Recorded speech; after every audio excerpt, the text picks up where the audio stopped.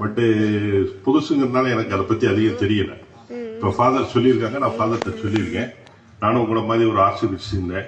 கண்டிப்பா உங்களுக்கு சாதகமான முடிவுகள் தான் இருக்கும், கண்டிப்பான நடவடிக்கை இருக்கும். உங்களுடைய அனைத்து பிரச்சனையும் முடித்து வைக்கிறது என்னுடைய பொறுப்பு. அதை நான் செஞ்சு கொடுக்குறேன். போராட்டம் அப்படிங்கிறது உங்களுடைய உரிமை, அதில் நாங்கள் தலையிட மாட்டோம். இன்னைக்கு பண்ணலாம், நாளைக்கு பண்ணலாம். எனக்கு ஒரு 2 நாள் டைம் கொடுங்க. நான் ஃபாதர்கிட்டையும் கேட்டிருக்கேன். நான் முழுசா பார்த்துட்டு கண்டிப்பா உங்க பிரச்சனையை முடிச்சு தருவேன். இல்லைன்னா நீங்க இன்னொரு நாள் போராட்டம் பண்ணுங்க, உங்களுக்கு ஆதரவு கிடைக்கும். எனக்கு நான் சொல்றேன் கேளுங்க, போராட்டம் பண்றது உங்களுடைய உரிமை. உடனே ஒவ்வொரு பிரச்சனையும் தீர்வுனா நானும் நேரத்தை வந்திருக்கேன். கண்டிப்பா உங்களுக்கு சாதகமா எல்லாத்தையும் பண்ணி தருவேன். ஏன்னா நானும் ஒரு ஆர்சிபிசி, எனக்கு ஃபாதர் என்னன்னு தெரியும். நான் படிச்சது பூரா ஃபாதர்ஸ் காலேஜ். அதனால அவங்க மேல அளவு கடந்து மரியாதை வச்சிருக்கேன். நான் கண்டிப்பா சபைக்கு எதிராக யாரையும் நடக்க விட மாட்டேன். நடந்தாலும் நான் ஒத்துக்கிற மாட்டேன். அதாவது நான் பண்ணி தர்றேன்னு சொல்லிட்டேன்.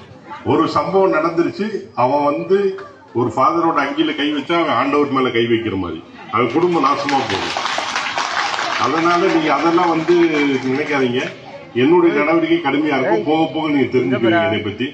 நான் ஃபாதருக்கு அதுக்கான உத்தரவாதத்தை நான் கொடுத்துருக்கேன். கண்டிப்பா நான் செஞ்சு தருவேன்.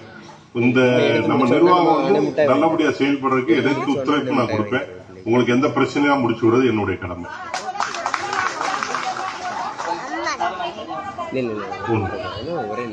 ஒன்னும் பிரச்சனை இல்லை. நான் சைபர் கிரைம்ல சொல்லி அதுக்கு நடவடிக்கை எடுக்க சொல்றேன். நானு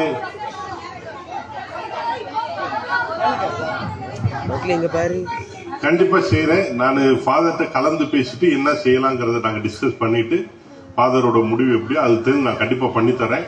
கண்டிப்பா நம்மளுடைய பங்குக்கு சாதகமாக இருக்கும். நான் அதை பண்ணித்தரேன். நீங்க தைரியமா இருக்கலாம். கண்டிப்பா நான் தான் ஒரே வரையில சொல்லிட்டேல, அங்கி மேல கை வச்சா அது ஆண்டவர் மேல கை வைக்கிற மாதிரி. நாங்கெல்லாம் மதிச்சு வளர்ந்தவங்க. நாங்கெல்லாம் படிச்ச காலேஜ் பூரா ஃபாதர்ஸ் காலேஜ்லயும் படிச்சு வந்திருக்கோம். நாங்க எவ்வளவு ரெஸ்பெக்ட் கொடுப்போம்னு எங்களுக்கும் தெரியும். இப்பதான் புன்னை நகர்ல ஒரு விஷயம் ஃபாதரை பார்த்து பேசிட்டு வந்திருக்கேன்.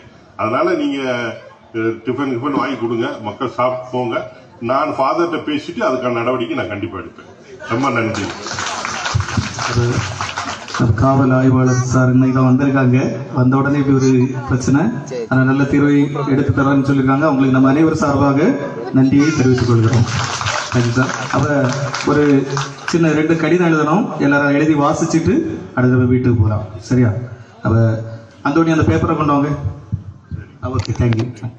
அப்ப அந்த கடிதத்தை எழுதி வாசிச்சுக்கிட்டு அடுத்து வீட்டுக்கு போகலாம். ஒருவேளை நடவடிக்கை இல்லைன்னா ஞாயிற்றுக்கிழமை நம்ம திருப்பதி முடிந்தோன்னு கூடலாம்.